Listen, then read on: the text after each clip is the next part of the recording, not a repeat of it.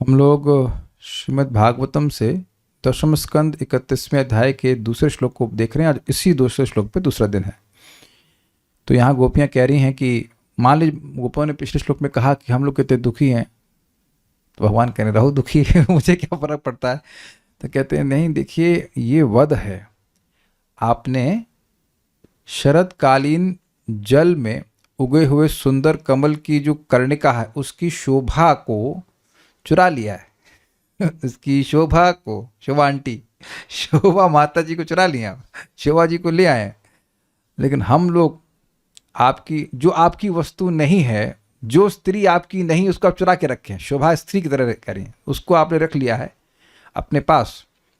लेकिन हम तो आपकी अशुल्क दासिका हैं, बिना मूल्य की दासिका हैं, तो उनको आप इस प्रकार से वध कर रहे हैं, इस प्रकार से निघ्नता नितराम मार रहे हैं। क्या ये वध नहीं है? तो वध मतलब क्या नेत्रों से वध नहीं है? तो सब बात यहाँ पे बोले हैं। फिर संग बार गाइए, मेरे पीछे गाइए। शरदुदाशये साधु जात सत सरसी जोदरा श्रीमुषादृशा। बोलिए। शरदुदाशये साधु जात सत सरसिजोदरा श्रीमुषादृशा। सुरतनाथ ते शुल्कदासिका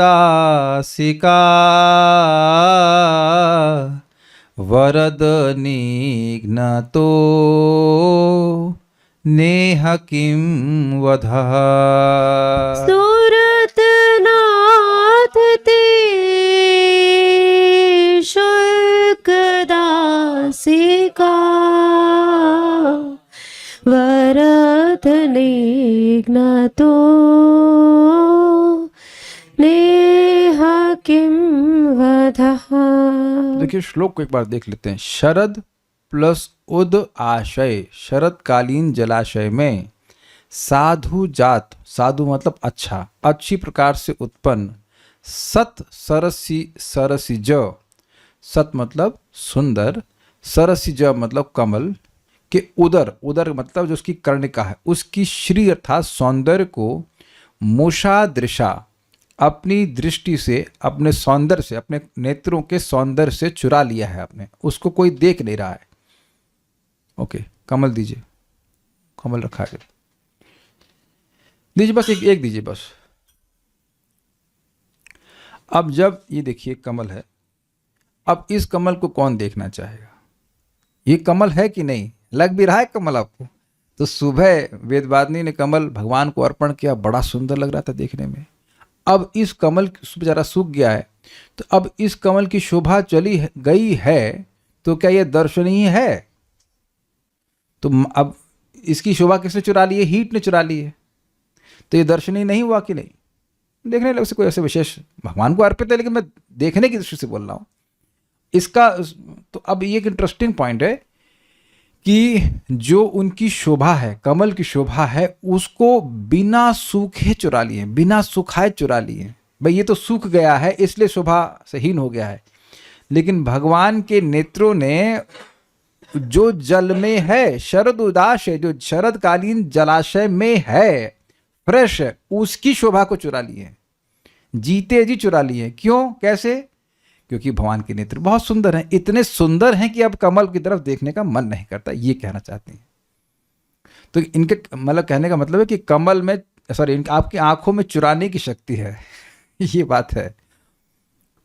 सूरतनाथ, हे संभोग रस के अधीश्वर श्री कृष्ण, ते आपकी अशुल्क दासिका, हम लोग अशुल्क दासिका हैं, बिना मूल्य की दासिका हैं। वरद, आपने वरदान दिया था कि आप रासलीला करेंगे, मैं पत्नी के रूप में स्वीकार करेंगे। ये वस्त्र हरण लीला के समय हुआ था। निघ्न, तो आप हमको मार रहे हैं, हम मार रहे हैं। मान लो भगवान, हम कैसे मार रहे हैं भाई, हम तो है ही नहीं। यहाँ पे कहते हैं न इह किम बधा, क्या नेत्रों से मारना मारना नहीं है। तो इसलिए पहले ही नेत्रों की वह सामर्थ्य को बता रहे हैं कि वह मारते हैं, मतलब चुराते हैं, सामर्थ्य है उनका। अब हम लोग वैष्णव तुष्णी पढ़ेंगे, बहुत जबरदस्त है। मूल श्लोक के शरदुदाशये अर्थात शरतकालीन सरोवर पद के द्वारा शरद ऋतु में जलाशयों की विलक्षण शुद्धता के कारण कमल के जन्म के काल और स्थान का सद्गुण से युक्त होना प्रदर्शित हुआ है।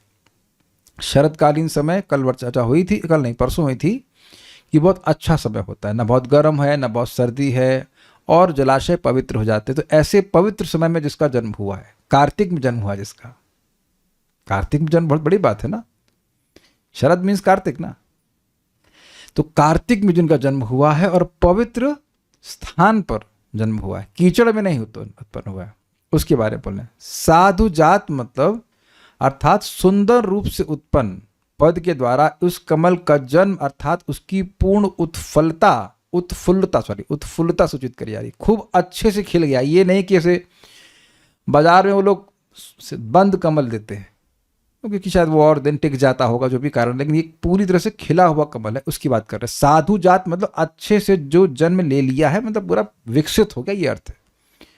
सत पद के द्वारा उस विशिष्ट उत्तम कमल की जाति और विलक्षणता, मतलब कमल की भी वैरायटी होती है, और साधु जात से यह इंगित किया गया है कि वह खिला सुंदर तरह से है, और सत से यह सूचित किया जा रहा है कि वह कमल की जो जाति है वह बड़ी उत्तम है। जैसे कि बहुत सारे पेड़ होते हैं, तो पेड़ की अलग अलग जाति, आम समझते होंगे, आम की तो बहुत जाति होती हैं, तो आम का एक पेड़ है तो वह एक समान जाति होगी, लेकिन आम में अल्फांसो और क्या क्या होते हैं, जो भी होते हो, दशहरी, हमको वहाँ और भी तो नाम याद होंगे आपको, लंगड़ा लूला जो भी है। तो अब चौसा देखो, काफी बताया वेदवादी को, तो अब आप समझ रहे हैं कि इसमें जाति की उत्कृष्टता होती है। एक मान लीजिए फॉर एग्जांपल एक पेड़ है अल्फांसो का, तो वह खूब अच्छे से उगा हुआ है, तो ये हो गया साधु जात, अच्छे से प्रकट हुआ। लेकिन उसमें भी एक ऐसा पेड़ हो सकता है जो अत्यंत सुंदर जाति का, उसके आम और मीठे लगते होंगे। क्या मैं समझा पा रहा हूं? साधु जात और सत में भेद समझ पा रहे हैं? उत्तम कोटि का कमल है और अच्छे से खिला है और उसकी जाति बहुत सुंदर है। Is it sinking? क्योंकि साधु और सत तो एक ही जैसे अर्थ में है, साधु भी अच्छे के अर्थ में होता है, सत भी अच्छे के अर्थ में, सद्भाव साधु भावेचा।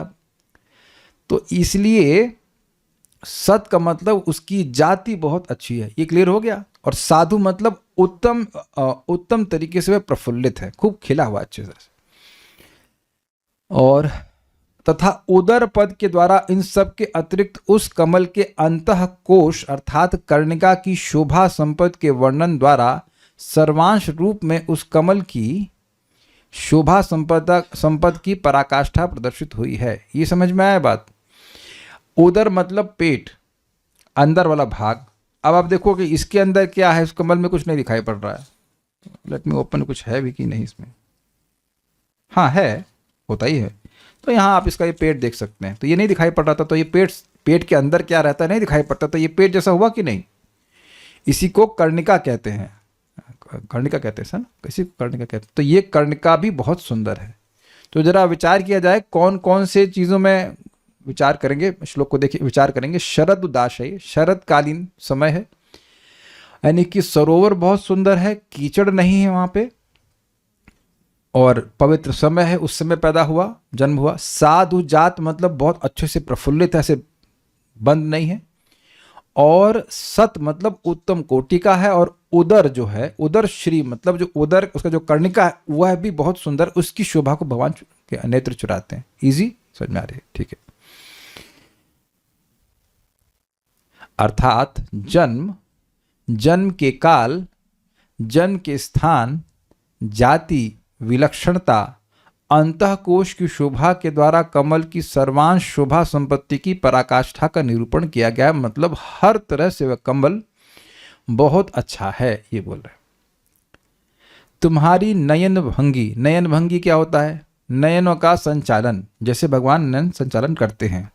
तुम्हारी नयन भंगी अपनी शोभा से ऐसे सर्वांग सुंदर सहस्त्र दल कमल की शोभा को भी हरण कर लेती है। अर्थात अपनी शोभा से ऐसे कमल की शोभा को भी पराजित कर देती है। ये भी क्लियर हो गया। श्री यानी सौंदर्य, मुषा मतलब चुराना, और दृशा मतलब भगवान की नयन भंगी। नयन भंगी मतलब नयन संचालन। तुम्हारी वह नयन शोभा जहां जहां स्फुरित होती है उस स्थान की और कोई शोभा ही देखी नहीं जाती। कहने का मतलब है, अर्थात लिखा हुआ, अर्थात नित्य नव नव शोभा अर्थात भाव संपन्न तुम्हारी वह नयन भंगी उन स्थानों की शोभा को निश्चय ही हर लेती है। यही भाव है। कहने का अर्थ यह है कि कमल चाहे कितना भी सुंदर हो, उसके सौंदर्य की लिमिट है कि नहीं है? लिमिट है। लेकिन भगवान के नेत्रों की शोभा की लिमिट है? नहीं। तो जो चीज़ अनलिमिटेड है उसके आगे तो कोई भी चीज़ कितनी भी सुंदर हो वो फीकी ही लग जाएगी। इसको आपने बिल्कुल अनुभव किया होगा कि नींबू जूस और खीर कभी खाए हैं फीस्ट में साथ में? कल्याण प्रभु तो कुछ खाने में मिलता ही नहीं बेचारे को, सूखा चना चबाते रहते हैं। कभी नहीं मिला ना। इस्कॉन वृंदावन में तो सबसे पहले इनको देख के भगाओ उसको कि नहीं, इनको घुसना ही नहीं देते थे। क्या आपने इस्कॉन में कभी प्रसाद नहीं पाया? ऐसी गड़बड़ करते हैं लोग। वो तो नींबू जूस भी दे देंगे और खीर भी दे देंगे। आप किए कि नहीं किया? कल्याण प्रभु बता रहे हैं। सो अब आप पहले नींबू जूस पे पहले खीर खा लीजिए और फिर नींबू जूस पीजिए, एकदम एकदम फीका लगेगा। फिर लगा क्यों ले लिया, पूरा मूड खराब हो जाए। नहीं विश्वास हो रहा है तो कल करके देख लीजिएगा। नहीं समझ आ रहा था, एक्सपेरिमेंट कीजिए, केमिस्ट्री लैब बनाइए, खूब अच्छे से खीर बनाइए मीठी, वो खा लीजिए, फिर नींबू जूस। अभी नींबू जूस को बहुत मीठा नहीं करते हैं, जस्ट एक नॉर्मल तरीका से रखते हैं, एकदम आपको लगना क्या ले लिया। तो अब भगवान के नेत्र तो इतने सुंदर हैं कि इनको लिमिट ही नहीं है। और वो जो शोभा है, जो सौंदर्य, वो बढ़ता जा रहा है, बढ़ता जा रहा है, बढ़ता जा रहा है। तो उसके आगे कमल को कौन देखेगा, ये कह रही हैं। ठीक है। यहां दृश्य शब्द की तृतीया विभक्ति के एक वचन दृशा पद के प्रयोग से गोपियों द्वारा केवल एक नयन के संबंध में ही भाव प्रकाशित किया गया है। अतएव श्लेष रूप में उनके कहने का अभिप्राय यह है कि जब तुम्हारे एक नेत्र के कटाक्ष द्वारा ही हमारी इस प्रकार की वध तुल्य अवस्था हो जाती है, तो फिर तुम्हारे दोनों नेत्रों द्वारा जो हो सकता है उसकी तो हम कल्पना भी नहीं कर सकते। आपको इंग्लिश में चाहिए क्या ये? कल्याण प्रभु, यू वांट इन इंग्लिश? हाँ, इनको भेज दीजिए। अब ये क्या कह रहे हैं देखिए, अब यहां थोड़ी संस्कृत आ गई। रामेण शब्द ये तृतीय विभक्ति का एक वचन है। कुछ याद आ रहा है आपको वेदवादनी? राम के द्वारा। ठीक है। तो अब यहां कह रहे हैं दृशा शब्द दृश्य का तृतीय विभक्ति का एक वचन है। निशा माता जी कुछ याद आ रहा है? संस्कृत पढ़ी थी पक्का? कहां तक पढ़ी थी आप? 8 तक तो हाँ फिर होगा। आपको पता है प्रभु, आप पढ़े थे? कौन सी बोर्ड से पढ़ाया आप इनको? CBSE 3rd class. UP board पढ़ना चाहिए था। यूपी बोर्ड में बहुत अच्छा पढ़ाते हैं संस्कृत। आप भी CBSE से पढ़ी हैं? संस्कृत ही नहीं पढ़ा? अरे भाई, कैसे आप लोग सोचे थे कभी सर आप लोग जी गोस्वामी जी की टीका पढ़ेंगे? 75% जी। चलिए ठीक है। अब जिन लोगों को समझ में आ रहा हो तो इतना समझ आ, हम कहें चक्कू के द्वारा और चाकुओं के द्वारा, तो चाकुओं के द्वारा जो हो जाएगा वो बहुवचन में हो जाएगा, और चक्कू के द्वारा मतलब एक चक्कू के द्वारा। इतनी तो बात समझ में आ रही है। तो दृश्य शब्द जो है ये इसी से, उसके मूल से दृशा शब्द आ रहा है। आप लोगों ने एक शब्द रूप नहीं पढ़े कभी? है राम रामौ रामान नहीं पढ़ा? डेड वेद लैंग्वेज है। क्या बात कर रहे हैं आप? राम रामौ रामान रामहम रामौ रामान अक्षर चलता है ना। तो रामेणा, तो हाँ, तो रामेणा उसी तरह से तृतीय विभक्ति का एक वचन। आपकी एक आंख से कह रहे हैं कि आप एक आंख से कमल की शोभा को खींच रहे हैं, खत्म कर रहे हैं। यानी एक कमल ने, जितने भी कमल सब कमल विपिन वीथि गर्व सर्व गर्व कशाभ्याम बोलते। कमल के कमल विपिन वीथि सर्व गर्वं कशाभ्याम। बिल्व मंगल ठाकुर जी कहते हैं कमल के जंगल, कमल के विपिन, और वीथि मतलब समूह, तो कमल के जंगलों, कमल के जंगल के समूहों के सारे गर्व को नष्ट करने वाले हैं भगवान के चरण कमल। कमल विपिन, विपिन मतलब जंगल, और वीथि मतलब समूह, कमल के जंगल के समूह के सारे गर्व को नष्ट करने वाले। सारा गर्व मतलब कमल के क्या क्या गुण हैं? एक तो देखने में सुंदर लगता है, और सुगंध बहुत अच्छी है, और ठंडा लगता है, वो सब भगवान खत्म कर दिए। तो यहां कहने की एक आपके आंख से कुछ भाव समझ पा रहे हैं? अच्छा, कितने लोगों को भाव, जिसको जितने लोगों को समझ में आया वो रिएक्ट कीजिए। ये अच्छा है, समझ में आया तो रिएक्ट बटन दबाइए, और समझ में आ गया ये बताइए। कुछ समझ में आ रहा है? एक वचन, एक व्यक्ति, सुमेध प्रो को समझ में आई, जय, I am encouraged, very good, I am getting so much thumbs up, yes, so devotees are alive. ठीक है, सो नहीं रहा है कोई, जग रहा है, तो समझ में आ गया आप लोगों को। Got it? जब भी मैं कहूँगा कि समझ में आ रहा है तो आप लोग, जिसको समझ में आ जाए वो थम्स अप करते, यस, ठीक है। तो दृशा शब्द का जो एक वचन है, उससे, दृशा शब्द ये एक वचन, उससे सूचित हो रहा है कि भगवान अपनी एक ही आंख से ऐसा कर दिए। तो कह रहे आपकी एक आंख ने ऐसा काम किया है, अगर दोनों आंख से कर देंगे तो फिर तो हालत ही खराब हो जाएगी, ये कहते हैं। ये भी सूचित होता है। श्लेष का मतलब होता है it is not spoken but understood. ऐसा मत सोचिएगा कि आप जीवन में ऐसा कभी नहीं किए हैं। आप लोग कई बार बोले होंगे, आप ये बोल रहे थे, हम समझ रहे कि आप क्या बोलना चाहते थे। तो यानी कि जो नहीं सुना होता है वो भी आप पकड़ते हो, उसे कहते हैं श्लेष। तो यद्यपि गोपियां ये कह नहीं रही हैं, ये नहीं कह रही हैं, लेकिन श्लेष में सेकेंडरी अर्थ आप लिया गया है, इसको समझना होगा। अच्छा, यदि दृशा पद का सुरतनाथ पद के साथ अन्वय किया जाए, बैठ जाइए, बैठ जाइए, हाँ बैठ जाइए, बैठ जाइए।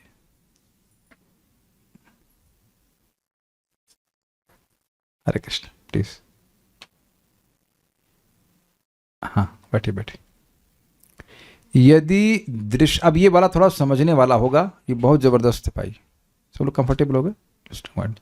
यदि दृशा पद का सुरतनाथ पद के साथ अन्वय किया जाए तथा नाथ धातु का प्रयोग याचना के अर्थ में माना जाए, तो अर्थ होगा हे दृशैव सुरत याचक, दिशा के द्वारा ही सुरत की याचना करने वाले, अर्थात हे नयन भंगी द्वारा ही सुरत की याचना करने वाले, तुमने नयन भंगी के द्वारा हमारे निकट सुरत की याचना करके हमें सुरत की इच्छा को जगाया। ये सूरत नहीं है, ये सुरत है। तथा उस पर भी वरद अर्थात वस्त्र हरण के दिन वरदान देकर हमारी उक्त इच्छा को और भी दृढ़ किया। इसके फलस्वरूप हम तुम्हारी अशुल्क दासिका अर्थात बिना मूल्य की दासी बन गई हैं। अतएव इसमें हमारा, नहीं रुकिए, अभी पहले इसको समझिए, थोड़ा समझ में नहीं आया होगा। देखिए, I am waiting for your reaction, पहले सुन लीजिएगा, उसके बाद रिएक्शन देना, ठीक है।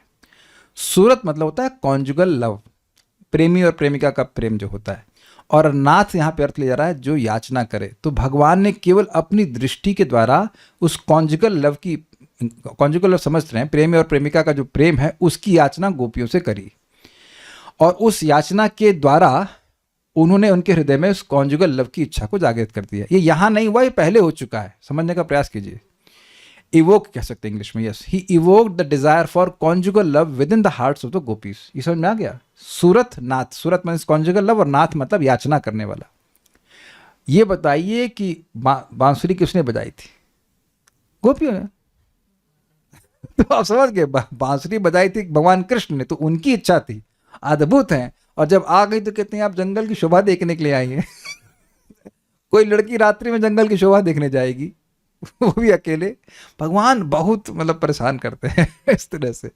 तो कह रहे हैं कि ये याचना आप स्वयं किए थे, अपनी नयन भंगी से किए थे, ठीक है, आपने जागृत करा, एक बात। दूसरा कह रहे हैं वरद, यानी कि ये जो हम बात समझ रहे हैं वो ये है कि भगवान ने कॉन्जुगल लव यानी प्रेम की जो इच्छा थी वो बहुत पहले जागृत करी थी, और उसके बाद उसी वजह से गोपियों का वो जो वस्त्रहरण की लीला हुई उसमें भगवान ने वरदान दिया था कि आप लोग मुझे पति के रूप में चाहती हैं तो मैं आपको आगे रासलीला करूंगा। तो वहाँ वरदान दिए थे, इसलिए वरदा से रिलेट कर रहे हैं। आपने पहले इच्छा जागृत कराई, फिर आपने वो वस्त्रहरण की लीला करी और फिर बोला कि मैं आपको पत्नी के रूप में स्वीकार करूंगा, तो इच्छा और नहीं स्ट्रांग हो गई। यानी कि इच्छा जागृत कराने का कार्य भी आपने किया, सुरतनाथ शब्द से वो बोध हो रहा है, और उसकी इच्छा को दृढ़ किया कि हम आपकी इच्छा को पूर्ण करेंगे बाय गिविंग द बेनेडिक्शन, वो वरदा शब्द से सूचित हो रहा है। ये समझ में आ गया? समझ में आ गया तो अपने रिएक्शन चालू कीजिए। एक आध दो लोग को आ गया तो फिर हम आगे बढ़ते हैं। अरे ये लोग बड़े आलसी भाई, रिएक्ट भी नहीं कर रहे कुछ। एक व्यक्ति को समझ में आ गया, ठीक है आगे बढ़ रहे हो। ओह, 2-4 लोगों को भी समझ में आ गया, वेरी गुड वेरी गुड। इसके फलस्वरूप हम तुम्हारी अशुल्क दासिका अर्थात बिना मूल की दासी बन गई हैं। अब उसको पूरा पढ़ूंगा तो समझ में आएगा। अतएव इसमें हमारा कोई भी दोष नहीं है, अपितु बिना मूल की दासी होने के कारण हमारा गुण ही प्रकाशित हो रहा है। अब आप ये बताइए कि कोई व्यक्ति किसी का बिना पेमेंट के सेवा कर रहा हो तो उसको निष्काम कहा जाएगा कि नहीं? तो अशुल्क दासी का मतलब हम लोग आपकी निस्वार्थ सेवा करने वाले हैं, ठीक है। अब यहां तक समझ में आ गया, अब आगे देखते हैं। तात्पर्य यह है कि यदि तुम नयन भंगी के द्वारा अपनी सूरत की इच्छा को प्रकट नहीं करते तो हमारे हृदय में भी विहार करने की तीव्र इच्छा उदित नहीं होती। तो गलती किसकी है? आपकी है। हम लोग क्या है? बिल्कुल गलत, निष्काम। हम कोई गलती नहीं हमें, हम तो अशुल्क दासिका है। आपकी गलती है, आपने ये इच्छा जागृत करी। एक केस चल रहा है, आगे देखते हैं। अतएव सूरत की इच्छा की पूर्ति हेतु अपने धर्म, लज्जा और शील इत्यादि का त्याग कर तुम्हारे निकट आने पर भी हमारा इसमें कोई दोष नहीं है, बल्कि बिना मूल की दासी होना हमारा गुण ही है। मतलब धर्म की परवाह नहीं कर रही, लज्जा की परवाह नहीं कर रही, शील की परवाह नहीं कर रही, सब कुछ छोड़ करके, भाई आजकल के ज़माने में भी ये चीज़ ठीक नहीं मानी जाती है, ठीक है भी नहीं।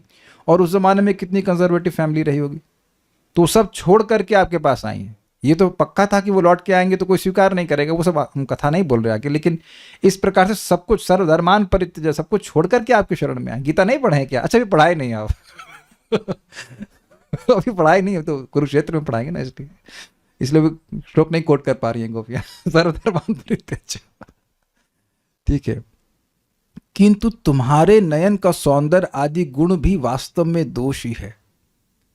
हम लोग बिल्कुल दोष से रहित थे, लेकिन आपका जो सौंदर्य है वो है गुण, लेकिन दोष है, तथा अब तो वह महादोष हो गया है। इसलिए ही गोपियां निघ्नतः इत्यादि द्वारा कह रही हैं कि तुम अपनी नयन भंगी से हमारा वध करो। एक तो इच्छा जागृत करी, फिर उसको वरदान देकर उसको दृढ़ किया, फिर हम लोग तो देखिए अशुल्क दासिका आए हैं, बिल्कुल कुछ सोचे बाहर कुछ चिंता किए बिना आपके पास आ गई हैं, और उसके बाद आपको मार रहे हैं। आप मार कैसे रहे हैं? अपने नयन के संचालन के द्वारा ये मार रहे हैं।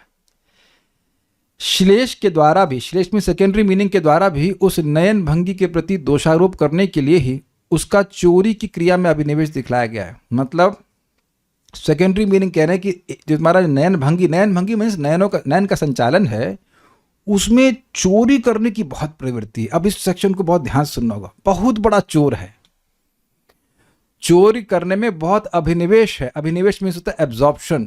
कुछ लोग चोरी नहीं होते, मतलब एकदम एब्जॉर्ब होते हैं कि चोरी करनी ही है किसी तरह से।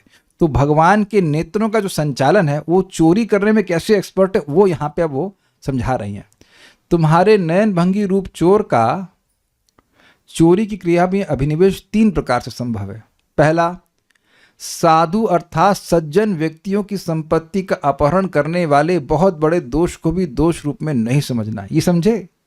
अरे कोई भाई लूट खसोट करके पैसा इकट्ठा किया है, उसका पैसा चुरा लेते अलग बात है, लेकिन साधु व्यक्ति, सज्जन व्यक्ति का पैसा चुराना अच्छी बात होती है। यहाँ तक कि हम जगाई मधाई की लीला पढ़ रहे थे तो उसमें मधाई ने मारा नित्यानंद प्रभु को, तो जगाई डांटता है, अरे इस साधु को मार के तुम्हें क्या मिलेगा? तो साधु को आहत करना, साधु को परेशान करना, साधु लोगों को तो चोर डकैत भी परेशान नहीं करते हैं सामान्यतः। कह रहे चोरी का इतना अभिनिवेश है कि ये देख ही नहीं रहे कि साधु कौन है। साधु समझ गए, कमल साधु, उसका भी संपत्ति चुरा लेंगे। तो पहला अभिनिवेश क्या है चोरी में? साधु हो चाहे असाधु हो, उसकी संपत्ति को चुराएंगे। एक अभिनिवेश समझ आ गया। दूसरा अभिनिवेश क्या है? अभिनिवेश means absorption, so absorbed in stealing कि वो सामने वाले के गुण को देख ही नहीं रहे। देखिए आप इसको समझिए, कोई उग्रवादी है, अब वो किसी आर्मी के स्टाफ पर मतलब अटैक करता है तो उतना बुरा नहीं मानते, चलो भाई तुम उसके पास भी गन है। लेकिन कुछ बिल्कुल अब घूमने गए हैं, सॉफ्टी खा रहे हैं, उनको गोली मार दी तो खराब माना जाएगा ना। सीधे साधे लोग को गोली मार दी तुमने, ये ज़्यादा गुस्सा की बात होगी। तो अब कोई मान लीजिए काला धन लेके घूम रहा है, अपना ब्लैक की कमाई लेके घूम रहा है, तो उसका कोई पैसा चुरा ले तो कभी कभी लोग सराहना भी करते हैं, बड़ा पैसा कमाया था ना, अच्छा चोर लेके चला गया। लेकिन जो बेचारा बड़ा ईमानदारी से पैसा कमाया है, उसका पैसा कोई चुरा ले तो खराब माना जाएगा। तो यही गोपियाँ कह रही हैं कि आप तो साधु व्यक्ति का भी पैसा चुरा लेते हो। तो पहला अभिनिवेश क्लियर हुआ। दूसरा देखते हैं, किसी दूसरे की वस्तु के अत्यंत गुप्त स्थान पर छिपे रहने पर भी उसके संबंध में पूर्ण जानकारी प्राप्त कर लेना। समझे? तथा ये समझे बात उसके, एक मिनट यही है ना उसका अर्थ। हाँ, तो अब मैंने पहले बताया था कि कमल है और उस कमल के अंदर कर्णिका है। बहुत लोगों को ये पता भी नहीं होगा कमल के अंदर कर्णिका होती भी है कि नहीं है। एक कर्णिका का मतलब क्या है? कितने लोगों को क्लास में आने से पहले पता था कि कर्णिका का मतलब क्या है? कितने साधु लोग हैं, कुछ नहीं पता। वेरी गुड, एक माता जी को पता था, ठीक है, ओके। तो आप लोग कितने साधु लोग हो, आपको पता ही नहीं कि कमल के पास क्या है अंदर। कुछ भी नहीं पता, इतना साधु लोग यहाँ पे हैं। तो भगवान कमल के जो पेट में, पेट ही चीर लिया पेट में जो कर्णिका है उसका सौंदर्य उसको चुरा रहे हैं। तो ये भी चोरी का अभिनिवेश है कि नहीं? आप समझे नहीं होंगे इस बात को। समझिए कि किसी के घर में सोना कहाँ रखा है वो किसको पता होता है? अरे जिसका है वो तो ठीक है, लेकिन कहने का मतलब है कि आप किसी घर में जाएंगे तो तड़ लेंगे कहाँ पैसा रखा होगा। वो प्राय ऐसी जगह नहीं रखते जहां पे आप गैस करो। तो अब कोई व्यक्ति इतना तड़ा हो, तड़ना समझते हैं आप? हे भगवान, मेरी हिंदी नहीं समझ रहे। वो तड़ना मीन्स भांप लेना कि कहाँ क्या रखा हुआ है। तो इसके लिए व्यक्ति को बहुत चोरी में एब्जॉर्प्शन चाहिए, मतलब माइंड उसका एब्जॉर्ब होना चाहिए, कैसे चोरी करना है, कैसे चोरी करना है, कौन कहाँ सामान रखा है। ऐसे आप लोगों ने देखा होगा कि सुना, देखा तो नहीं होगा, सुना होगा कभी कभी माताएं शाम के समय जा रही होती हैं। इधर वाणी आश्रम के पीछे भी हुआ था, तो उनके कान की बाली को कुछ स्कूटर वाले लेके जाते हैं, मतलब स्कूटर वाले जा रहे होते हैं चोर, वो कान की बाली को उखाड़ लेते हैं। तो उनकी नज़र है ना कि बाली है और वो सोने की है कि आर्टिफिशियल की, सब समझ लेते होंगे। Is it not? They must have that option. हम लोग को कहाँ ध्यान रहता है? अपने कहाँ ध्यान रहता है कि आप बताओ कितने लोग जब करते हैं उस समय देख रहे हैं किसकी कान में कौन सी बाली है। Who cares? Is it not? नहीं नहीं ध्यान रहता है, क्योंकि एब्जॉर्प्शन भाई जहाँ रहेगा वहाँ का ज्ञान मिलेगा ना। तो कह रही आप तड़ लिए हैं कि गुह्य कमल के पेट में, मतलब पेट में सेंस कर्णिका में कितना सौंदर्य है, उसको भी आप देख लिए। द्वितीय अभिनिवेश है। ये सब किसके दुर्गुण बताया जा रहा है? भगवान की नयन भंगी का। Okay, next. तृतीय, अत्यंत कठिनता से जाने योग्य स्थान पर भी पहुंच जाना। ये भी आप देखे होंगे कि चोरी करने के लिए अब कोई जाता है तो उसमें बड़े खतरे होते हैं। तो आप सोचिए कमल उगा है सरोवर में, सरोवर कितना गहरा होता है, अब उसमें जाकर के कमल के पेट की शोभा को चुरा लेना तो मुश्किल नहीं होगा? तो इस जगत में देखा जाता है किसी को चोरी करनी होती है तो बहुत दुरूह जहां पे पहुंचना मुश्किल होता है, वहां जाकर भी उस स्थान को से चीजों को चुरा लेता है। तो तो उसका अभिनिवेश होगा तब ना करेगा। हम देखिए बहुत बड़ी चोरी नहीं की, हम लड्डू की चोरी करते थे। हम अच्छे से याद है, नानी हमारे, हम लोग नानिहाल जाते थे तो लड्डू बना के रखती थी, बेसन के लड्डू। Love it. उस टाइम गॉलब्लैडर था।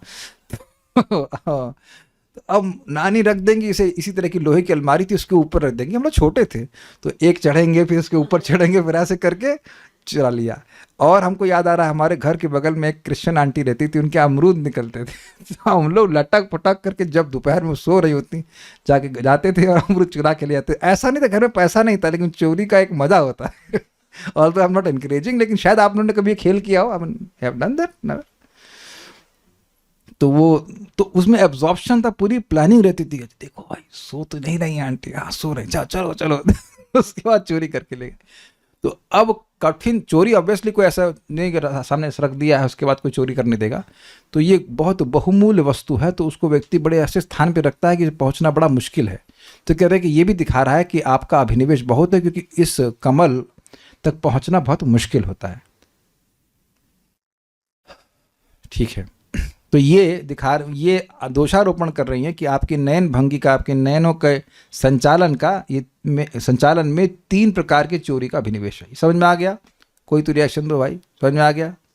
सब आलसी है यहाँ पे। एक व्यक्ति बस दे दे, द्रवित कुमार, हाँ बस ठीक, आ गया। नेक्स्ट, शरद दास, ये 1 मिनट, ये किसी को नहीं समझ में आया क्या बोल रहे हैं। कमल को साधु बोला जा रहा था, द्वितीय में कर्णिका की शोभा को चुराने की बात की गई है। तो अरे भाई ये देखो, समझे नहीं। प्रथम में कमल को साधु बोल रहे हैं, द्वितीय में बता रहे हैं कि कमल का जो गुप्त स्थान है अर्थात जो कर्णिका है उसको, उसके शोभा को भी चुरा लेते हैं। तो कमल को चोर नहीं कहा जा रहा है, भगवान की जो नयन भंगी है उसके चोरी में एब्जॉर्प्शन जो है, absorption in the act of stealth, ये बोल रहे हैं, उस पर विचार किया, उसको बोला जा रहा है। ठीक है, ठीक है, कोई बात नहीं, आपने समझ पूछ लिया। इनमें से चोरी की क्रिया में प्रथम प्रकार के अभिनिवेश का संकेत शरद दाशये साधु जात सत सरसिज पद में किया गया है। देख करके समझ में आई क्लास? ये क्लास आप तो सुन चुके हैं। क्या नाम क्या हुआ आपका? श्री गरुड़ पंडित प्रभु। आप तो समझ रहे हैं ना कि क्लास कैसे होती है, कहानी नहीं है ना। तो देख, वो भक्तों को कुछ फाइल शेयर कर दीजिए जब जिम में, तो समझ पाएंगे, नहीं तो समझ नहीं पाएंगे, नहीं तो फिर उनके लिए वो प्योर डिवोशनल टॉर्चर हो जाएगा कि क्या बोल रहे हैं समझ ही नहीं आ रहा है। तो दिखाइए PDF, तब समझ में आएगा। शरद उदाशे अर्थात शरद ऋतु में जलाशय का जल अत्यंत स्वच्छ अर्थात निर्मल हो जाता है। यह कमल के अत्यंत पवित्र जन्म स्थान के संबंध में निर्देश करता है। साधुजात पद उस कमल का जन्म अर्थात उसकी पूर्ण उत्फुल्लता की ओर संकेत करता है, और सत शब्द कमल के दिव्य रूप और गुण अर्थात सौंदर्य और मधुरिमा का सूचक है। ये बात समझ में आ रही होगी। यह समस्त महिमाएं उस कमल के साधु भाव को प्रकट करती, तो ऐसे साधु व्यक्ति के सौंदर्य को चुरा लेना। ऐसे निर्मल कुल में उत्पन्न कमल रूपी साधु की संपत्ति, अब साधु जात मतलब जो साधु पैदा हुआ है, साधु मतलब भक्त, इतने अच्छे भक्त की संपत्ति अर्थात शोभा का अपहरण करने के कारण तुम्हारी नयन भंगी ने जो बहुत बड़ा दोष किया है उससे नहीं मानना ही चोरी की क्रिया में प्रथम प्रकार का अभिनिवेश है। मतलब अपना, एक तो तुम्हारा अब्जॉर्प्शन है चोरी में, और तुम मान भी नहीं रहे हो कि तुम चोर हो। इसे, अब इसको समझते हैं हम। हाँ, चोरी और ऊपर से सीना चोरी, हम चोर हैं, अरे तुम्हारा बाप चोर है, ऐसे करके लोग बोलते हैं। तो ये बात समझ में, ये और डेवलपमेंट हो रहा है कि एक तो चोरी में अभिनिवेश है आपका, और दूसरा मानते भी नहीं कि चोर है। ठीक है, नेक्स्ट, सरसिजोदर पद के माध्यम से नयन भंगी के द्वारा चोरी की क्रिया में द्वितीय प्रकार के अभिनिवेश को दिखलाया गया है। शरतकालीन महाजलाशय के बीच में प्रस्फुटित मतलब प्रकट सहस्त्र दल कमल अपने उदर अर्थात अंतःकोश में अपनी शोभा संपत्ति अर्थात कर्णिका को छिपाकर रखता है, किंतु तब भी न जाने कैसे तुम्हारी नयन भंगी को कमल की उस अति निगूढ़ संपत्ति का पूर्ण ज्ञान हो जाता है। तो ये दूसरा पॉइंट था ना कि जान लेना कि कहाँ क्या सामान रखा है, पता नहीं कैसे मालूम चल जाता है। तो आप ये फोटो देख सकते हैं, ये कमल है, सुंदर सा कमल है, और ये इतने डीप जलाशय में उगा हुआ है। तो कितने लोग जाएंगे इसको पकड़ने के लिए, मतलब उसमें से कुछ चुराने के लिए, निकालने के लिए। तो यार छोड़ो यार, बाजार में ले लेते हैं, कौन इतना जाएगा, परिश्रम करेगा। लेकिन भगवान इसकी कर्णिका की शोभा को चुरा लेते हैं। अर्थात ऐसे सहस्त्र दल कमल के अंतःकोश में अति निगूढ़ रूप में अर्थात बहुत गुह्य रूप में स्थित कर्णिका की शोभा का भी तुम्हारा नयन न जाने कैसे पूर्ण ज्ञान प्राप्त कर उसका हरण कर लेता है। शोभा का हरण कर लेता है। शोभा स्त्री है, तो एक दूसरे की स्त्री को हरण करके रख लियो, और हम तुम्हारी अमूल्य अशुल्क दासिका हम लोग को त्याग के बैठो, ये क्या कर रहे हो? समझ में आ गया? Got it? वो स्त्री जो तुम्हारे साथ नहीं रहना चाहती उसको हरण करके रख लिए हो, और जो हम सब रहना चाहती हैं, सेवा करना चाहती हैं, उनको तुम मतलब धिक्कार रहे हो, सामने नहीं आ रही, ये क्या है? तुम्हारी नयन भंगी के द्वारा चोरी की क्रिया में तीसरे प्रकार का अभिनिवेश इस प्रकार का है। वर्षा ऋतु के उपरांत शरद ऋतु में सरोवर निर्मल जल से परिपूर्ण रहते हैं। ऐसे जलाशयों का मध्यस्थल अत्यंत गहरा होता है, इसलिए ऐसे सरोवर के मध्यस्थल पर विराजमान सहस्त्र पत्रों वाले कमल के समीप पहुंचना अत्यंत कठिन होता है। इसके अतिरिक्त कमल के सहस्त्र पत्तों द्वारा आवृत होने के कारण उसे भेद कर उसके उदर अर्थात कर्णिका तक पहुंचना नयन भंगी के लिए और भी कठिन है। हजारों पत्ते हों और अभी दूसरा कमल दीजिए, दूसरा कमल दीजिए, और नहीं पहुंच पा रहा हाथ, पहुंच जाएगा। देखिए एक कमल जो ग्लास पे रखा है वहां हाथ पहुंचना मुश्किल है। अब आप ये बताइए कि इस कमल के अंदर क्या है, तो आप आंखों से कैसे मालूम कर लेंगे? नहीं दिख रहा ना कुछ उसमें, आपके सामने में से 5-6 फीट की दूरी पे है। तो अब वो कमल जो सरोवर के अंदर है उसकी शोभा को, अंदर की शोभा को कैसे भगवान की आंखें चुरा लेती? मैं आंखों वाली बात बोल रहा हूं। आप अपनी आंखों से अंदर इसके कुछ में, अभी तो सूख गया बेचारा, लेकिन इसके अंदर क्या है आप नहीं जान सकते। और वहां कमल कहीं सरोवर में उगा हुआ है गहरे में, और उसके चारों ओर बहुत प्रोटेक्शन है। भाई पत्ते आप तुलना कर सकते हैं जैसे संतरी हो, कोई व्यक्ति की पत्नी है या सुंदर उसकी मतलब जो भी है वो प्रेमिका जो कुछ भी कह लीजिए वो है, और उसके चारों ओर उसने बहुत सारे गार्ड लगा रखे हैं, तो वहां से उनको उसका हरण करना मुश्किल होगा कि नहीं होगा? तो ये जो पत्ते हैं वो क्या है, गार्ड जैसे होगा कि नहीं होगा? उतने सारे गार्ड होने के बावजूद भी, हजारों हजारों गार्ड होने के बाद भी आप उसकी शोभा संपत्ति को चुरा लेते हैं। किसकी? कमल की।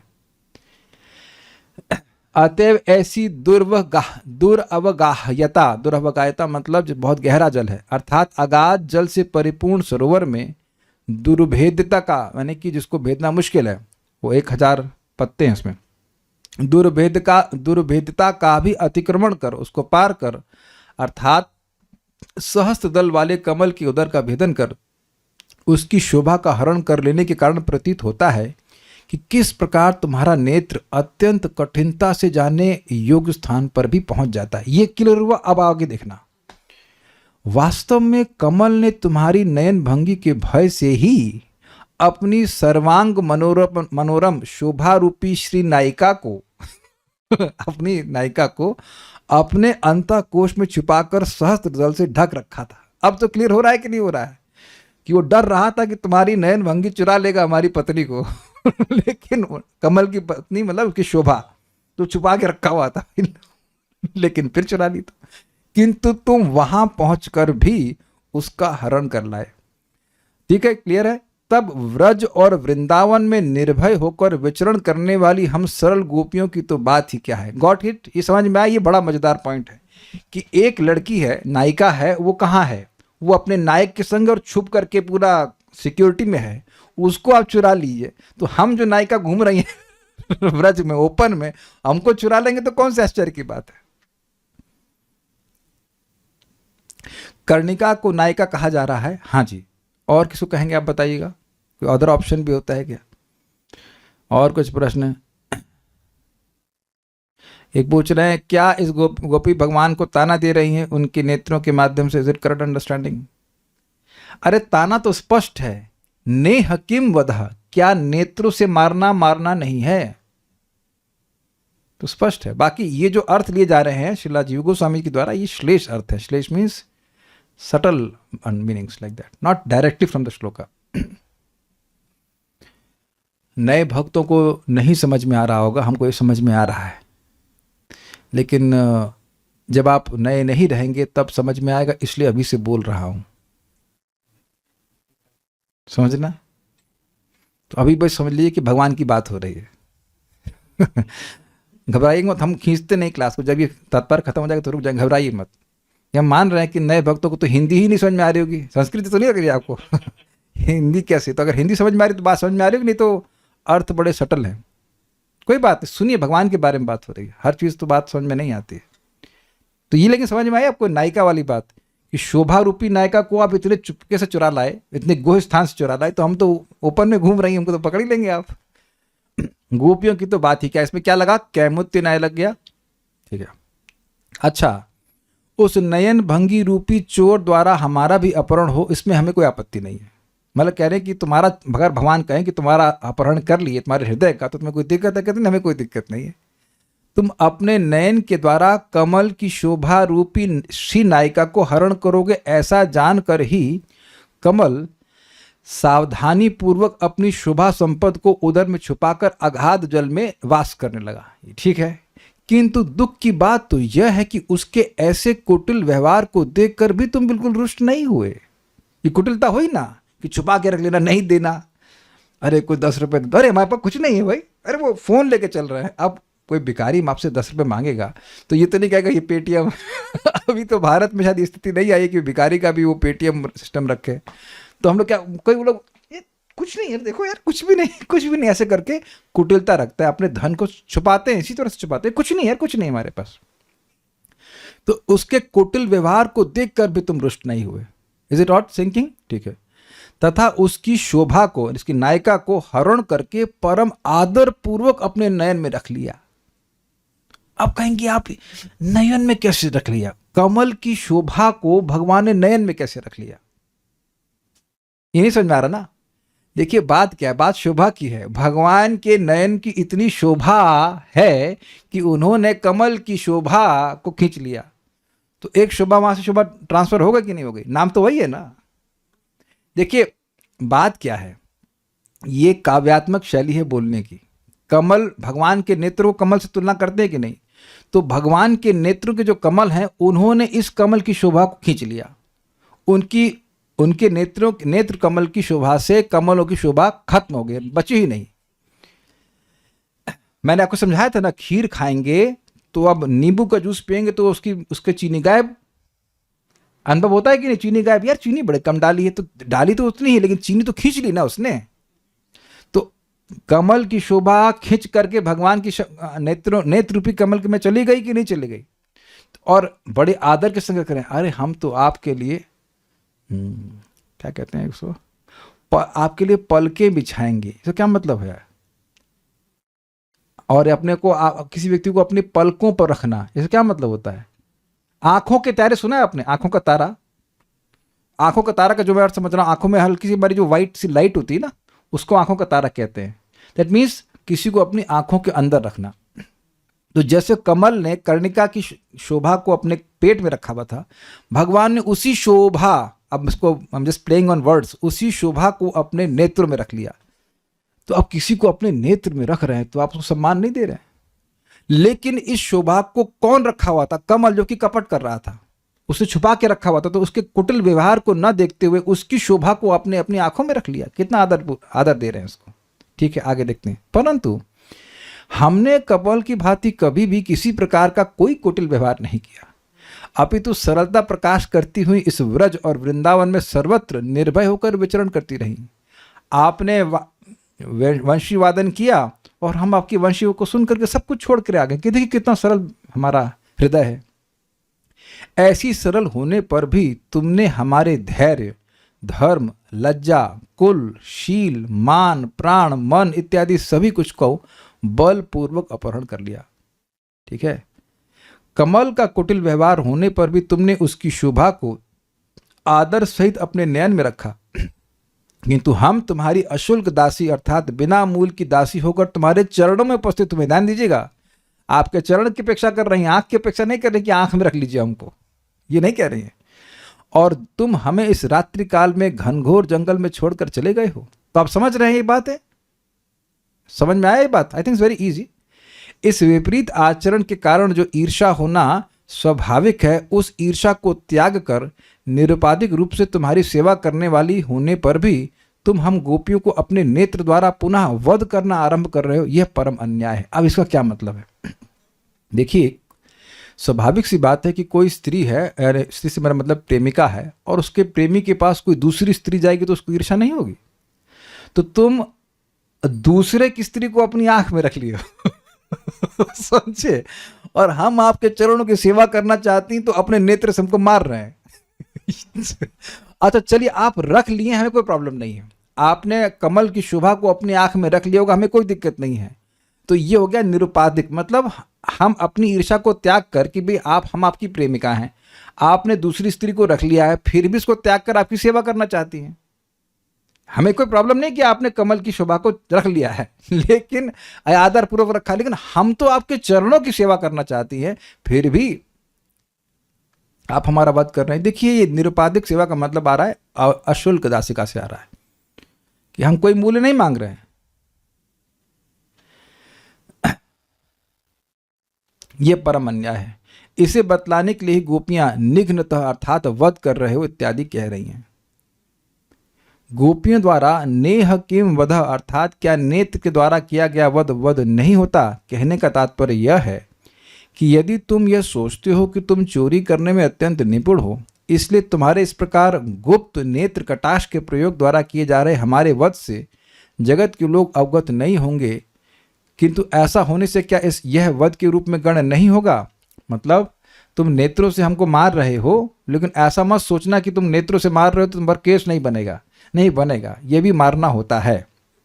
अब और समझिए, सुरत नाथ और वरद इन दोनों संबोधन पदों से गोपियां सूचित कर रही हैं, अहो हमने तुम्हारी उस नयन भंगी द्वारा की गई सूरत की प्रार्थना और वरदान प्रदान आदि के संबंध में सब कुछ जान लिया है।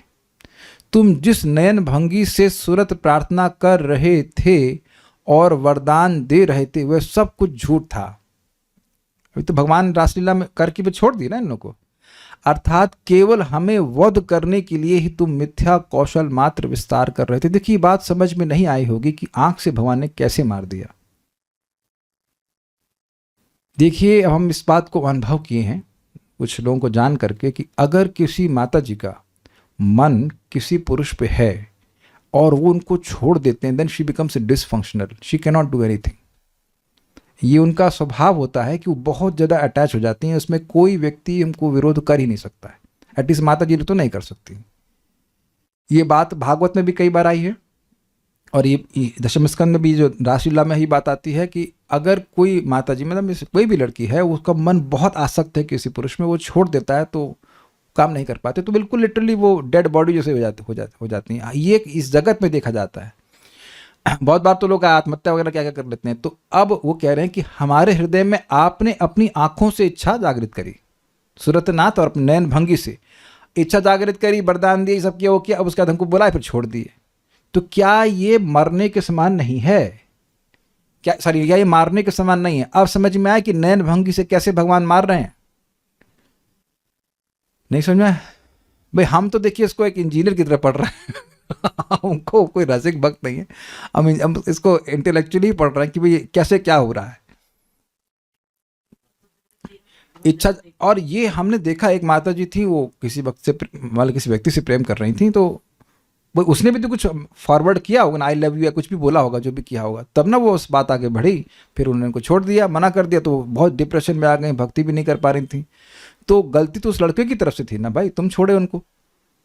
तो ये तो हम एक लौकिक एग्जाम्पल दे रहे हैं, लेकिन ऐसा बहुत बार होता है जगत में, ऐसा नहीं कि नहीं होता है। अब गोपियों का तो प्रेम असीमित है, असीमित लेवल, असीमित। तो अब भगवान अपने को दूर कर दिए हैं, तो वो बिल्कुल उनको मारने जैसा ही है भाई। मरा हुआ व्यक्ति कुछ काम कर पाता है? कुछ नहीं काम कर पाता, ही कैन नॉट फंक्शन। तो कह रहे हैं कि हमको मार रहे हैं आप। देखिए, इस बात को और भी समझिए। प्रभुपाद पहले बता रहे थे कि पहले ज़माने में पत्नी इतनी अत्यधिक आसक्त होती थी पति में कि अगर पति का शरीर छूट गया तो अब उससे जीना नहीं संभव हो पाता था। उसके लिए मरना बहुत आसान होता था, मरना ज़्यादा आसान होता है। तो इस प्रकार से बात समझनी होगी कि कैसे भगवान नेत्रभंगी के द्वारा वध कर रहे हैं। अर्थात केवल हमें वध करने के लिए ही तुम मिथ्या कौशल मात्र विस्तार कर रहे थे। मतलब तुमको हमें मारना था और तुमको हमको सबको फंसा लिया, तुम सबको एक साथ मार रहे हो। अन्य पदों की व्याख्या श्रीधर स्वामी पाद के द्वारा की गई व्याख्या के अनुसार ही करी गई है, उसको पहले पढ़ लिया गया था। अथवा, अब दूसरा और अर्थ आ रहा है, अथवा मूल में जो अशुल्क दासिका पद है उसका अविश्लेष कर आ को हटा दीजिए। अशुल्क दासिका था, उसमें हटा दीजिए। तादृश दृशैव शुल्क दासिका, इस प्रकार अन्वय करने से अर्थ होगा, हम तुम्हारी वैसी अर्थात कमल की कर्णिका की शोभा को भी हरण करने वाली नयन भंगी की छटा पर ही बिक कर तुम्हारी दासी हुई। अर्थात तुमने मूल्य दिया है। क्या मूल्य दिया है? हम तुम्हारी शुल्क दासिका हैं, तुमने पेमेंट कर दिया था। पेमेंट है तुम्हारा नयन भंगी। भगवान का दृष्टिपात, वो ही उन गोपियों का पेमेंट था, ये कह रहे हैं। अर्थात वैसी नयन भंगी रूपी मूल से ही तुम्हारे निकट अपने को बेचकर तुम्हारी दासी बन गई हैं, किंतु ऐसा होने पर भी तुम हमारा परित्याग कर जो कुछ कर रहे हो वह वध की अपेक्षा किसी अंश में कम नहीं है। अब देखिए एक बात है, यद्यपि ये कह रही हैं कि आपके दृष्टिपात ही मूल्य है, लेकिन दृष्टिपात तो कोई बहुत बड़ा मूल्य नहीं है ना। जगत में लोग देखते ही हैं, इधर से उधर उधर से उधर सब देख रहे हैं, तो कोई कहे कि आपने हमको देख लिया, हम आपके इसी मूल्य के हम आपके सेवक बन जाएंगे। But you must understand that glance of Krishna is different. भगवान के दृष्टिपात के द्वारा, ये सिद्धांत है, भगवान के सामने क्यों जाना चाहिए। जब भगवान भक्त को देखते हैं तो ये सबके ऊपर लागू हो रहा है। भगवान अपने दृष्टि मात्र से अपने भक्त के हृदय में अपनी सेवा करने की इच्छा को जागृत कर देते हैं, इसलिए भगवान के सामने जरूर जाना चाहिए और अपनी मुस्कान के द्वारा उस सेवा की इच्छा को बनाए रखते हैं। ये सब बातें हम लोग ही चक्रवर्ती पाद की टीका में कभी भागवत में स्थान में कहीं पढ़ेंगे। तो अब गोपियों का स्वाभाविक सी बात है, श्रृंगार रस है, तो भगवान का कोई दोष नहीं है। अगर कोई साख्य भाव का होगा तो उसके अंदर साख्य भाव की सेवा का भाव जागृत करेंगे। समझ रहे हैं ना बात। इसलिए हम लोग भगवान को देखने नहीं जाते, हम जाते हैं ताकि भगवान हमको देखें कि हमारी क्या स्थिति है। I hope it is very clear. तो भगवान का ये दृष्टिपात होता ही है, तो इस दृष्टिपात की वजह से वह उनकी शुल्क दासिका हो गई, लेकिन फिर भी परित्याग कर रहे हैं। ये वध की अपेक्षा किसी अंश में कम नहीं, मतलब मारना ही है। अतएव सूरतनाथ अर्थात हे, अब ये देखिए बड़ा जबरदस्त है, सूरतनाथ को कैसे तोड़ा है। हे सुष्ठुरतानाम जननाम उपतापकः, क्योंकि नात्र धातु का एक अर्थ संताप प्रदान करना है। इसको पूरा पढ़ूंगा तो समझाता हूं। सु प्लस रथ प्लस नाथ, सूरतनाथ हुआ, सु प्लस रथ प्लस नाथ। सु मतलब सुष्टु यानी अच्छे रूप से, रथ मतलब जो लगे हुए हैं, और नाथ मतलब अपने जनों को ताप प्रदान करने में जो लगे हुए हैं। ये अर्थ समझ में आ रहा है? कोई reaction? No action, no reaction, नहीं समझ में आया। अभी पढ़ता हूं फिर समझ में आ जाएगा। नोट, सूरतनाथ ते का अर्थ इस प्रकार किया गया है। सु अर्थात सुष्टु, रथ मतलब रतानाम, रथ मतलब लगा हुआ, और नाथते मतलब जननाम उपतापक अर्थात हे एकांत अनुरक्त जनों को संताप देने वाले, विरह की अग्नि में दग्ध करने वाले। ये सब लोग लग रहा है परेशान हो गए। भाई देखो ये टीका पढ़ा के रुकेंगे, इसलिए आप लोग को रखना पड़ेगा मन को। सु मतलब, अच्छा सुमन का क्या मतलब? सुंदर मन वाला, सुमनस सुंदर मन वाला। तो सु मतलब अच्छा, अच्छी प्रकार से। रथ नहीं है, ये तो उसी में रथ है, रथ मतलब लगे हुए हैं, रचा पचा, ठीक। और नाथ का एक अर्थ और रखा गया है, नात्र रखा, नात्र धातु से रखा गया है कि ताप देने वाला। तो सूरतनाथ मतलब आप वो हो जो अपने प्रेमी भक्तों को ताप देने में लगे ही रहते हो। आपने महसूस किया होगा कभी कभी किसी बच्चे को माँ बाप बोलते हैं यार तू हमको दुख देने के लिए ही पैदा हुआ है, मतलब सुबह से शाम तक बस तुम दुख ही देते रहते हो, यही बोलते हैं कभी कभी माता पिता। अरे कोई तो रिएक्शन दो, किसी को समझ में नहीं आ रहा है, सबके सब लोग थक गए। एक को समझ में आ गया, ये श्री वल्लभ माता जी को समझ में आ गया, ये द्रवित कुमार, ओके, 2 बच्चों को समझ में आ गया, तुंग विद्या माता जी को समझ में आ गया ना, हाँ ओके ठीक है, गॉट इट। अब आप लोग सोचेंगे प्रभु जी नाथ का अर्थ ताप देने वाला कहाँ होता है? तो आप संस्कृत लिखे हैं, लिखा हुआ है, हम भी पढ़ करके समझ आ रहे हैं, आचार्य लोगों ने समझाया है, बस समझ लेना चाहिए।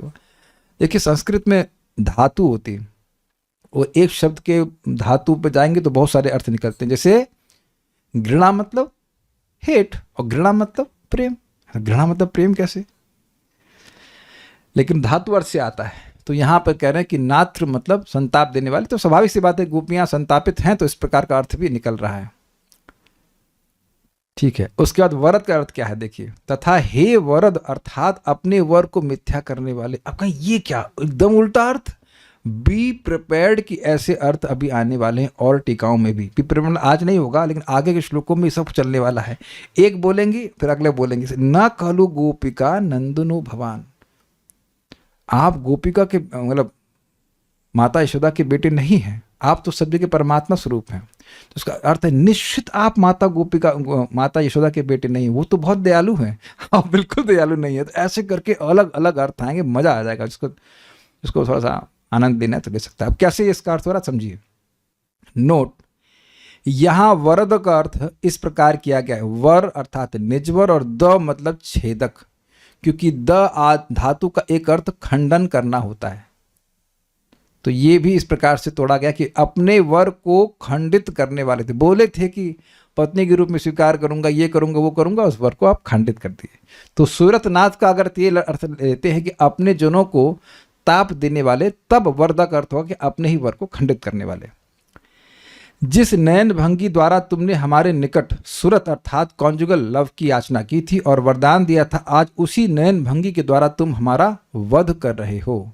इसलिए अंततः अपने दोष को दूर करने के लिए अर्थात हमें मृत्यु के मुख से बचाने के लिए तो अपने दर्शन दो, ये भावार्थ है। मतलब दुनिया क्या बोलेगी, आप पर कितना दोषारोपण करेगी, कम से कम उस लोक लज्जा से तो बचने के लिए हमें दर्शन दे दो। सारा दर्शन हम कल देखेंगे। कुछ वक्त पूछ रहे हैं क्या? और तो कुछ नहीं पूछ रहे। 70% समझ नहीं आया, 30% आया। अच्छा, देखिए स्टूडेंट का 75% काम होता है। हम इसको तीसरी बार पढ़ रहे हैं, 2 बार मैंने अपने लिए पढ़ा, फिर 1 बार आप लोग के लिए पढ़ रहा हूं।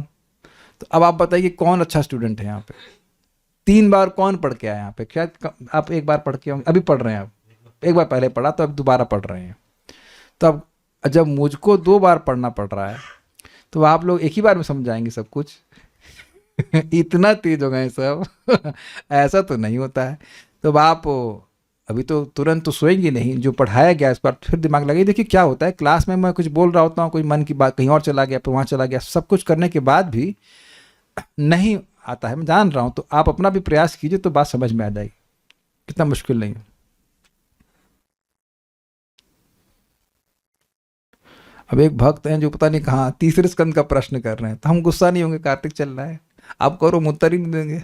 जब बात हो रही है इधर इसकी और आप पूछोगे तीसरे स्कंद का, तो आप क्या सोचते हैं कि हम आपका पेमेंट लिए हैं जो उत्तर देंगे? देवे नहीं करेंगे, जाओ टाइप करने की मेहनत करते रहो, हम कोई उत्तर नहीं देंगे। गुस्सा क्यों? इतना अच्छा अर्थ आपने लिए, उसके बाद तीसरा स्कंद का प्रश्न कर। कोई बात नहीं। अब मुझे पहले समझ में नहीं आता था, अब समझ में आता है कि लोग कॉन्शियस ही नहीं है, दे कांट हेल्प इट, वो उनका मन वहीं फंस रहा होता है। ठीक है, तो hopefully you enjoyed this discussion on hearts. जो थोड़ा थोड़ा समझ में आया होगा तो इतना निवेदन है कि कल कोई कहे कि नहीं समझ में आया, उससे पहले मैं पूछूंगा कि पढ़े थे क्या? जो मैंने पढ़ाया है उतना तो पढ़िए, it will not take that much time. तो आपको समझ में आएगा कि बोला क्या गया है। और सीधे फ़ोन में डप से कुछ और देखने लग गए तो फिर आप हमको तो दोष नहीं दे सकते, बाकी किसी को दीजिएगा। Very nice. और हम लोग जब रोज़ गा रहे हैं तो श्लोक के वो सब अर्थ याद आते हैं। जैसे हम रोज ही गाते हैं ना खलो गोपिका, तो हमको उनकी उलाहना याद आती है, अरे आप माता यशोदा के बेटे हो ही नहीं सकते, आप तो परमात्मा, जिसको किसी के दुख से मतलब ही नहीं है, कोई मरे या जिए। तो you know then you relish the shlokas more, and that's why the acharyas have given this commentaries, ताकि हम उसको रिलिश कर सकें। नहीं तो बताइए, हम लोग श्लोक को पढ़ करके कभी जिंदगी में सोच सकते हैं क्या? किसी जिंदगी में भी सोच सकते हैं सब अर्थ है?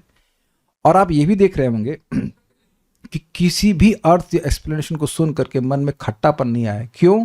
क्योंकि सारे अर्थ भगवान को प्रसन्न करने वाले हैं। जीव गोस्वामी जी, शुद्ध भक्त, परमहंस वैष्णव, जो मंजरी हैं गोलोक में, वो सब जानते हैं इनके भावों को, वह बोल रहे हैं। ठीक है, so will stop here. Thank you so much. Shri Shri Gopi Geet की जय, श्रील प्रभुपाद की जय, निताई गौर प्रेमानंदे।